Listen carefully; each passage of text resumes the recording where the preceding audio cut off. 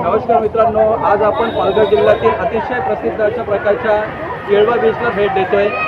या समुद्रावर जाण्याआधी आपण देवीचं अर्थात प्राचीन असं शीतलादेवीचं मंदिर आहे, या मंदिरात जाऊन पहिल्यांदा आपण दर्शन घेणार। केळवा येथील प्राचीन अशा शीतलादेवी मंदिरात आता आपण प्रवेश केला आहे। मोठ्या भक्तिभावाने देवीचे दर्शन घेऊन आपण समुद्र बीचवर जाणार आहोत।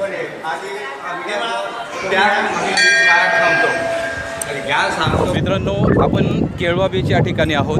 पालघर जिल्ह्यातील केळवा बीच या गावाला केळवा हेच नाव का पडलं, कारण या परिसरामध्ये केळीच्या बागा ज्या आहेत मोठ्या प्रमाणात आपल्याला दिसून येतील। या भागातील शेतकरी केळ्यांचं उत्पादन प्रचंड प्रमाणामध्ये घेतात आणि कदाचित त्या नावावरनं सुद्धा या गावाला केळवा हे नाव पडलेलं असावं। आपण पाहतोय माझ्या पाठीमागे बोटीला सुरुवात झालेली आहे आणि असंख्य पर्यटक या ठिकाणी या समुद्राचा आनंद घेत आहेत। केळवा बीच पर्यटकांचे एक अतिशय लोकप्रिय आकर्षणाचे ठिकाण।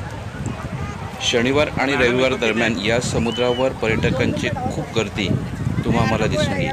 केळवा बीचला समुद्रकिनारा साधारणतः 8 किलोमीटर इतक्या लांबीचा लाभलेला आहे। केळवा बीचला यायचं झाल्यास मुंबईच्या उत्तरेस 80 किलोमीटर अंतरावर हे ठिकाण असून पालघर स्टेशनपासून 8 आसनी रिक्षाने 30 मिनिटांचा प्रवास करून आपल्याला या ठिकाणी पोहोचता येते। केळवा बीचवर पर्यटकांच्या मनोरंजनासाठी असंख्य पर्याय उपलब्ध आहेत, त्यापैकी हे एक उंट सवारी। लहान मुलांचे आवडते मनोरंजनाचे साधन ते म्हणजे घोडागाडी हे होय। त्याचबरोबर समुद्रकिनाऱ्यावर या प्रकारच्या 4 चाकी बाईक यांचाही आपल्याला आनंद या ठिकाणी घेता येतो। 3 सीटर सायकल फिरवण्याचा आम्हीही खूप आनंद या ठिकाणी घेतला।